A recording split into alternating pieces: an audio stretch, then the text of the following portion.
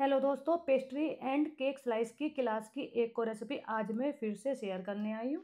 आज मैं फिर से चॉकलेट पेस्ट्री बनाकर तैयार करूंगी। इसको मैंने बिना ओवन के, बिना प्रीमिक्स के और बिना मोल्ड के बनाकर तैयार किया है। चॉकलेट पेस्ट्री को आप बहुत जल्दी और आसान तरीके से बनाकर तैयार कर सकते हैं। यह बहुत ही कम इंग्रेडिएंट से बनकर तैयार हो जाती है। अगर आप चॉकलेट लवर्स हैं, चॉकलेट खाने के शौकीन हैं, तो इस रेसिपी को स्किप मत कीजिएगा। यह बहुत ही ज़्यादा खास रेसिपी है। तो चलिए देर किस बात के, रेसिपी को स्टार्ट करते हैं। सबसे पहले मैं गनाश बनाकर तैयार करूंगी। गनाश बनाने के लिए मैंने लिए melt milk compound chocolate. Melt chocolate में ऐड करनी है 75 ग्राम क्रीम या फिर बिना लम्स वाली घर की मलाई। यहाँ पर आपकी चॉकलेट और क्रीम दोनों ही रूम टेम्परेचर पर होनी चाहिए। अगर आपको कॉफ़ी का फ्लेवर पसंद है तो आप इसमें ऐड कर सकते हैं आधी छोटी चम्मच कॉफ़ी पाउडर। कॉफ़ी पाउडर को पहले मैं क्रीम के साथ हल्का सा मिक्स करूंगी, उसके बाद मैं इसको मिक्स कर दूंगी चॉकलेट के साथ। अगर आप गनाश को सर्दी के मौसम में बना रहे हैं तो आपकी चॉकलेट और क्रीम दोनों ही हल्के से गर्म होनी चाहिए, क्योंकि सर्दी के मौसम में चॉकलेट बहुत जल्दी सेट होनी शुरू हो जाती है। कॉफ़ी पाउडर क्रीम में मिक्स हो गया है। अब मैं इसको कर रही हूँ चॉकलेट के साथ अच्छे तरीके से मिक्स। अगर आपको कॉफ़ी फ्लेवर पसंद नहीं है तो कॉफ़ी फ्लेवर को स्किप कर सकते हैं। इन सबको मिक्स करने के बाद गनाश रेडी होगी। आप इसकी कंसिस्टेंसी देख सकते हैं, एकदम लूज कंसिस्टेंसी में। अब मैं इसको रख देती हूँ फ्रीज में सेट होने के लिए। जितना ये सेट होगा इतने में केक बेस बनाकर तैयार करूँगी। केक बेस बनाने के लिए सबसे पहले ड्राई इंग्रेडिएंट रेडी करूँगी। इसके लिए मैं ले रही हूँ आधा कप मैदा। चम्मच में मैदा लेकर के कप को भरना है। केक हमारा हल्का फुल्का बनकर तैयार हो इसलिए एक बड़ा चम्मच लेना है कॉर्नफ्लोर। कॉर्नफ्लोर अरारोट कुछ भी ले सकते हैं। 2 बड़े चम्मच कोको पाउडर ऐड करना है। कोको पाउडर लाइट या डार्क कोई सा भी ले सकते हैं। आधी छोटी चम्मच लेना है बेकिंग पाउडर।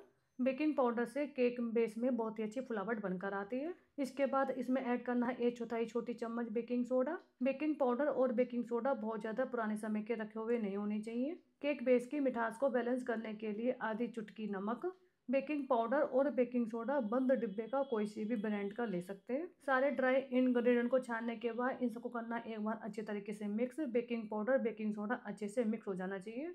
इसकी अच्छे से मिक्सिंग करने के लिए आप इसको मिक्सी में भी घुमा सकते हैं। अच्छे से मिक्सिंग हो जाने से केक बेस पर क्रैक नहीं आते। अब मैं वेट इंग्रेडिएंट रेडी करूंगी। इसके लिए 1/4 कप ली है दही। दही घर की या बाजार की कोई सी भी ले सकते हैं। इसके बाद मैं ले रही हूँ 1/3 कप चीनी का पाउडर। यहाँ पर मैंने 1/3 कप चीनी के पाउडर को दबा दबा कर लिया है। अब मैं इसमें ऐड कर रही हूँ दूध। 2 बड़े चम्मच दूध ऐड कर रही हूँ। दूध की आवश्यकता पड़ेगी तो मैं बाद में दूध और डालूंगी। यहाँ पर आपके जितने भी इंग्रेडिएंट हैं वे सब रूम टेम्परेचर पर होने चाहिए। रेसिपी को डबल करने के लिए आधा कप और 1/4 कप चीनी का पाउडर लेना है। फ्लेवर देने के लिए मैं ले रही हूँ आधी छोटी चम्मच वनीला एसेंस। आप चॉकलेट एसेंस भी ले सकते हैं। केक बेस की सेटिंग अच्छे से हो इसलिए मैं इसमें ऐड कर रही हूँ 2 बड़े चम्मच पिघला हुआ मक्खन। मक्खन आप घर का या बाजार का कोई सा भी ले सकते हैं। फ्रिज में रखने के बाद केक बेस सॉफ्ट बना रहे इसलिए मैं इसमें ऐड कर रही हूँ 1 बड़ा चम्मच ऑयल। यहाँ पर मैं फ्लेवरलेस सनफ्लावर ऑयल यूज कर रही हूँ। केक बेस में अच्छी सी जाली बनकर आए इसलिए मैं इसमें ऐड कर रही हूँ आधी छोटी चम्मच सिंथेटिक विनेगर। अब मैं इसमें ऐड कर रही हूँ 1 बड़ा चम्मच melt dark chocolate. Dark chocolate से केक बेस में अच्छा कलर बनकर आएगा और फ्लेवर भी अच्छा देगा। इसको ऐड करने से प्रीमिक्स की आवश्यकता नहीं पड़ेगी। बिना प्रीमिक्स के ही आपको ऐसा ही फ्लेवर देखने को मिलेगा जैसा कि आपको प्रीमिक्स में देखने को मिलता है।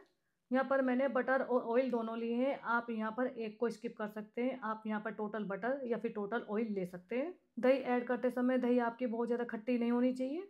चाउमीन में यूज होने वाला वाइट विनेगर यहाँ पर मैंने लिया है। वेट इंग्रेडिएंट रेडी हो गए। अब मैं ले रही हूँ कटोरियाँ बेस बनाने के लिए। कटोरियों की हाइट 1.5 इंच है और डायमीटर 3.5 इंच है। कटोरी साइज में छोटी या बड़ी कैसे भी आप ले सकते हैं। अगर आप ज़्यादा छोटे साइज की कटोरी ले रहे हैं तो 4 की जगह 5 कटोरियाँ लेनी है। बैटर डालने से पहले कटोरियों के चारों तरफ लगा देना है अच्छे तरीके से ऑयल या फिर बटर। अब मैं ड्राई और वेट दोनों ही इंग्रेडिएंट को करूँगी आपस में मिक्स। मैं इसको कढ़ाई में बनाकर तैयार करूँगी इसलिए मैंने कढ़ाई को गर्म करने के लिए रख दिया है। अगर आप अपने केक बेस को ओवन में बना रहे हैं तो ओवन को प्रीट होने के लिए रख देना है। इन दोनों को करना है हल्का हल्का मिक्स, बहुत ज़्यादा मिक्स नहीं करना है।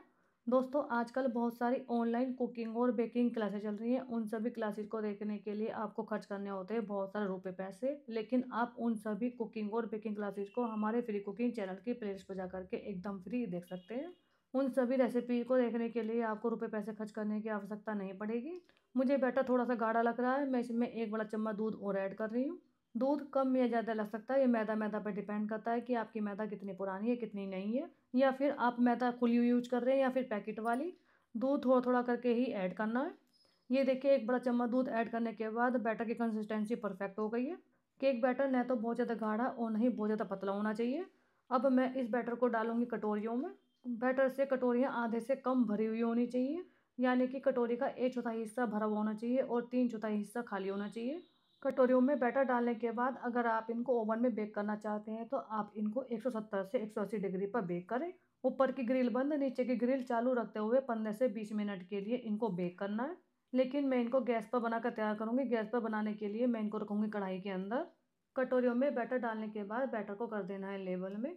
ये देखिए यहाँ पर हमारी कढ़ाई गर्म हो चुकी है। यहाँ पर मैंने प्लेट के नीचे रखा है रिंग, रिंग के ऊपर मैंने रख दी थी प्लेट। गरम गरम प्लेट के ऊपर मैं रखूँगी कटोरियाँ। कढ़ाई में बेक करने के लिए लो फ्लेम पर 20 से 25 मिनट का समय लगेगा। बेकिंग टाइम कम या ज़्यादा हो सकता है, ये आपकी गैस की हीट पर और कढ़ाई की तली पर डिपेंड करता है कि आपकी कढ़ाई की तली कितनी भारी कितनी पतली है। 20 मिनट के बाद आपको चेक करते रहना है कि केक बेस बेक हुआ या नहीं। मुझे अपने केक बेस को बेक करते हुए 25 मिनट हो गए हैं। आप देख सकते हैं हमारा केक बेस कितना परफेक्शन के साथ बनकर तैयार हुआ है। केक बेस में कितनी अच्छी फ्लावर बनकर आई है। केक बेस के ऊपर हाथ लगाकर देखना है कि केक बेस की टॉप लेयर हार्ड हुई है या नहीं। ऊपर से केक बेस की टॉप लेयर हार्ड हो जानी चाहिए। मैं आपको टूथपिक से भी चेक करके दिखाती हूँ। ये देखिए यहाँ पर हमारी टूथपिक एकदम क्लीन निकली है। कढ़ाई में से निकाल करके अब मैं अपने केक बेस को रखूँगी ठंडा होने के लिए। गरम गरम कटोरे को गरम प्लेट के ऊपर रख कर नहीं छोड़ना है, आपको इन्हें निकाल देना है। इनको मैं 5 से 10 मिनट के लिए रखकर छोड़ूंगी जिससे हल्की सी ठंडी हो जाए। केक बेस के हल्का सा ठंडा हो जाता है, इसको मैं निकाल दूंगी जाली वाली रैक के ऊपर। जाली वाली रैक के ऊपर निकाल करके मैं इनको पूरी तरह से ठंडा होने दूंगी। ऐसा करने से बेस के बॉटम पर मॉइस्चर नहीं बनेगा। केक बेस को पूरी तरह से ठंडा होने के लिए इसको छोड़ देना है 1 से 2 घंटे के लिए। केक बेस पूरी तरह से ठंडा हो चुका है। फ्रिज में रखे हुए गनास अच्छे से सेट हो गई है। यहाँ पर आपकी गनास एकदम सॉफ्ट होनी चाहिए, न तो बहुत ज़्यादा हार्ड और नहीं बहुत ज़्यादा पतली होनी चाहिए। मौसम के अकॉर्डिंग अगर आपको अपनी गनास बहुत ज़्यादा हार्ड लग रही है तो आप इसको 5 सेकंड के लिए माइक्रोवेव करें या फिर करें हल्का सा डबल बॉयलर में। या फिर अगर आपको अपनी गनास लग रही है बहुत ज़्यादा पतली तो इसे फ्रिज में रख दें वापस सेट होने के लिए। यहाँ का मौसम हल्का हल्का ठंडा है, गनास पूरी तरीके से अच्छे से सेट हो गई है। ये देखिए दोस्तों, केक बेस को रखे हुए 1 से 2 घंटे हो गए। केक बेस हमारा पूरी तरह से ठंडा हो चुका है। आप देख सकते हैं इसकी सॉफ्टनेस कितना ज़्यादा सॉफ्ट बना है। रुई की तरह सॉफ्ट टेक्सचर वाला यहाँ पर हमारा केक बेस बनकर तैयार हुआ है। केक बेस के पूरी तरह से ठंडा हो जाने के बाद ही आपको इसकी कटिंग करनी है। कटिंग करने के लिए मैं इनको करूँगी हाफ हाफ।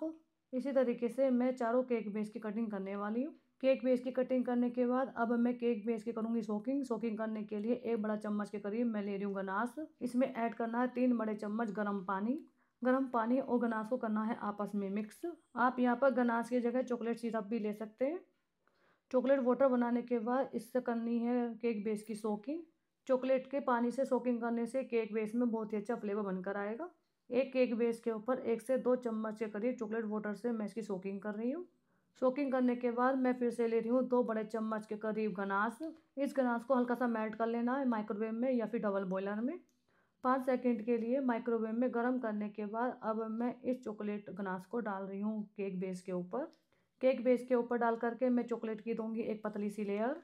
सारे केक बेस के ऊपर चॉकलेट नहीं लगानी है, केक बेस का जो नीचे का पोर्शन है उस पर ही आपको चॉकलेट की लेयर देनी है। इस तरीके से चॉकलेटी लेयर देने से आपको अपनी पेस्ट्री में चॉकलेट का फ्लेवर बहुत ही अच्छा देखने को मिलेगा। एक साइड में चॉकलेट की लेयर देने के बाद मैं इसके ऊपर डाल रही हूँ थोड़े से dark choco chips. Dark choco chips optional में, आप इसको स्किप कर सकते हैं, इससे आपको क्रंची फ्लेवर देखने को मिलेगा। डार्क चोको चिप्स ऐड करने के बाद इनको कर देना है वापस दूसरे वाले स्लाइस से कवर। कवर करने के बाद मैं इसके करूँगी दूसरी साइड से कटिंग। कटिंग करने के बाद मैं इसके करूँगी चॉकलेट से गार्निशिंग। चॉकलेट से गार्निशिंग करने के लिए अब मैं इसको कर रही हूँ हाफ हाफ कट। पहले मैंने इसको ऊपर से गोलाई देते हुए कट किया था, अब मैं इसको इस तरीके से हाफ हाफ कट कर रही हूँ। हाफ हाफ कट करने के बाद यहाँ पर आपकी 1 से 2 पेस्ट्री बनकर तैयार होंगी। इसी तरीके से सारे केक बेस की कटिंग करूँगी। कटिंग करने के बाद इसके ऊपर करूँगी सुंदर सी गार्निशिंग। गार्निशिंग करने के बाद आपको अपनी पेस्ट्री देखने में लगेगी नहीं कि आपने इसको घर पर बनाकर तैयार किया है। गार्निशिंग करने के लिए यहाँ पर मैं ले रही हूँ स्टार नोजिल। स्टार नोजिल को मैंने कर दिया आइसिंग बैग के अंदर। आइसिंग बैग के अंदर मैं डाल रही हूँ गनास। स्टार नोजिल ऑप्शनल में, आप इसको स्किप कर सकते हैं। बिना नोजिल के प्लेन ड्रॉप रख करके डिजाइन बना सकते हैं। आइसिंग बैग में गनास को फिल करके पेस्ट्री के ऊपर करनी है गनास से आइसिंग। डिज़ाइन आप कैसा भी बना सकते हैं। यह डिज़ाइन मुझे सबसे इजी लगता है। इस डिज़ाइन को बना करके पेस्ट्री देखने में और भी ज़्यादा डिलीशियस दिखाई देती है। इस तरीके से की गई गनास से गार्निशिंग से आपको हमारी पेस्ट्री देखने में कैसी लग रही है कमेंट बॉक्स में ज़रूर बताइएगा। गनास से आइसिंग करने के बाद मैं इसके ऊपर कर रही हूँ सुंदर सी गार्निशिंग। सुंदर सी गार्निशिंग करने के लिए मैं इसके ऊपर डाल रही हूँ थोड़े से चॉकलेट वर्मासिली। चॉकलेट वर्मसीली या फिर डार्क चोको चिप्स या फिर कोई सा भी कलरफुल स्प्रिंकल आप इसके ऊपर डाल सकते हैं, या फिर आप इन सबको कर सकते हैं स्किप। गार्निशिंग आप कैसी भी कर सकते हैं अपने टेस्ट के अकॉर्डिंग। ऊपर से की गई गार्निशिंग से पेस्ट्री देखने में डिलीशियस, खाने में भी टेस्टी लगती है। आइसिंग करने के बाद एक बड़ा चम्मच गनाश बच गई थी, उसको मैंने दूसरे आइसिंग बैग में फिल कर दिया था। उससे मैं रख रही हूँ छोटी छोटी ड्रॉप जहाँ जहाँ पर मुझको केक बेस दिखाई दे रहा है। बची हुई गनाश से ड्रॉप करने से गनाश भी खत्म हो जाएगी और डिजाइन भी बन जाएगा। ये देखिए यहाँ पर हमारी सुंदर सी टेस्टी सी खाने में डिलीशियस पेस्ट्री बनकर तैयार हो गई है।